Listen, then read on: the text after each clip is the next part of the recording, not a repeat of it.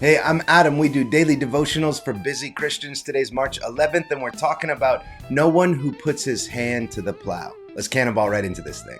Have you ever started something with incredible enthusiasm only to find yourself looking back, second guessing, and slowly drifting away? The initial fire dims to embers, and you wonder where the passion went. Sometimes my spiritual journey feels this same way. We live in a world of half measures. We dip our toes in water instead of fully diving in. We sample faith like appetizers at a buffet. For a long time, this was my life. Committed to following Christ on Sunday, but by Wednesday, the world pulled me in 10 different directions. We set our hands to kingdom work, but our gaze drifts back towards comfort, towards familiarity, towards what we think we're missing. And in that backwards glance, we lose sight what's truly ahead. Jesus spoke directly to this human tendency when he said in Luke 9:62, quote, "No one who puts his hand to the plow and looks back is fit for the kingdom of God," end quote. These aren't casual words, they're a divine line in the sand. The image is powerful. A farmer can't plow a straight furrow while looking backward. Every backward glance creates a crooked line, compromising the entire field. Our spiritual lives work the same way. Half-hearted commitment produces half-hearted results. God doesn't ask for perfection, but he does ask for our whole hearts. So what does wholehearted commitment actually look like? It's making decisions today that honor your covenant with Christ tomorrow.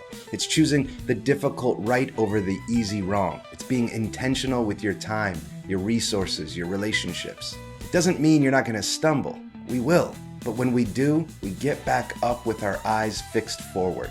And with each faithful step, the furrow gets straighter and the path clearer. When we commit wholeheartedly to Christ, something extraordinary happens. The scattered pieces of our lives begin to align. There's profound peace that comes with undivided devotion, a clarity of purpose that simplifies even the most complex decisions.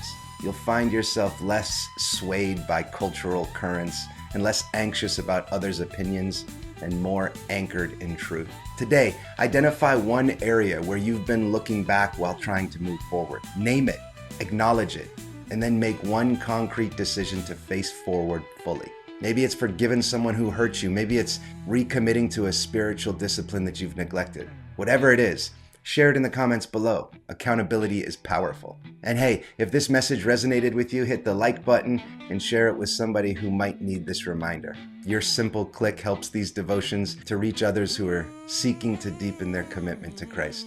Remember, the straight path forward begins with a single wholehearted choice. Let's make that choice together. What's the most expensive thing you've ever purchased? Home? Car? Education? Now let me ask you this. What's the most expensive thing you've never purchased because you weren't fully committed? What opportunity slipped through your fingers because you couldn't stop looking over your own shoulder? Divided commitment is costly. It drains our energy, fragments our focus, and dilutes our effectiveness. We try to keep one foot in the world and one foot in the kingdom, and we end up doing neither very well. I've seen relationships crumble because someone couldn't fully invest. I've watched businesses of my own fail because I hedged my own bets. I've witnessed spiritual transformation stall because people wanted transformation without surrender. The reality is our backwards glances, they're not harmless. They're sabotage. They're the subtle compromise that says, I want what's ahead, but I'm not ready to release what's behind. Ancient farmers understood something that we modern Christians often miss. Momentum matters. When plowing a field, every hesitation, every backward glance creates a ripple effect that can compromise the entire harvest. Their livelihoods depended on their focus. Our spiritual lives are no different. When Jesus used the plowing metaphor, he wasn't suggesting commitment, he was demanding it because he knew the harvest of our lives depended on it. He knew that divided hearts produced divided lives, and divided lives rarely bear the fruit that we're designed to bear. Breaking the habit of backward glances requires both vision and practice. First, you need a compelling vision of what lies ahead. Study the promises of God. Meditate on the inheritance that awaits faithful believers. Cultivate relationships with forward-focused Christians who inspire you to keep moving. Then, Practice intentional detachment from what lies behind. This doesn't mean denying your past. It means refusing to be defined by it. It means making peace with what was so you can embrace what could be. Sometimes it means making difficult breaks from relationships or environments that continually pull your grace backward. When you stop dividing your loyalties between what was and what could be, you'll discover a freedom you've never thought possible. Your spiritual senses will sharpen, your discernment deepens, and you begin to see opportunities that you would have missed with divided focus. There's a holy momentum that builds in the life of someone who refuses to look back. Each step forward becomes easier than the last. Decisions that once seemed impossible become natural. You find yourself less tempted by old patterns and more drawn to kingdom purposes. Remember, the kingdom ahead is indefinitely more valuable than anything that we leave behind. Have you ever met somebody who radiates single-minded purpose? There's something magnetic about them, right? They possess a clarity that most people only dream about. What if that kind of focus and purpose could be yours and mine? What if the secret isn't in some superhuman discipline, but in simply keeping our eyes fixed in one direction? We live in an age of chronic distractions. Notifications buzz, options multiply, fear whispers, and in the midst of it all, our spiritual focus splinters. We start strong on Mondays with fresh commitments, but by Thursday, we're scattered and uncertain. We want the depth that comes with wholehearted devotion, but sometimes we struggle with the sacrifices it requires. Our culture celebrates having it all, keeping our options open and never fully committing to anything.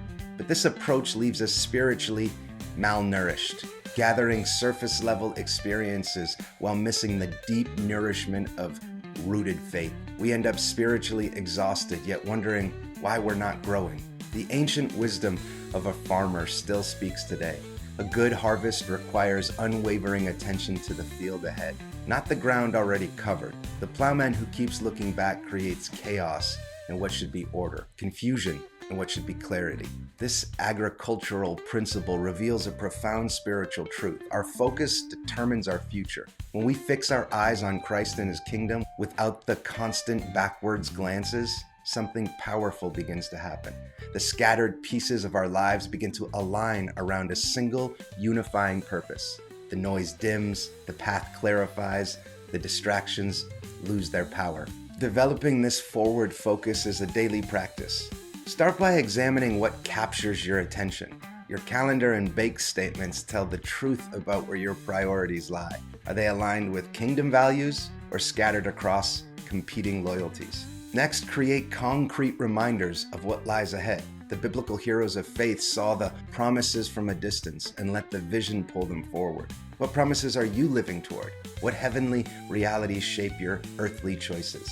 And then surround yourself with fellow forward thinkers. The fruit of forward focus is abundant and life-giving. You'll experience a growing sense of purpose that transcends circumstances. Decisions become simpler because your priorities are clearer. Relationships deepen because your love isn't divided. Your spiritual life flourishes because your roots grow deeper rather than spreading thin. Remember, the kingdom path isn't about perfect performance. It's about persistent direction. Keep your hand on the plow, your eyes on what lies ahead, and watch how God transforms your life one faithful step at a time. Again, I'm Adam. Thanks so much for being here. As always, my friend, onward, and God bless you.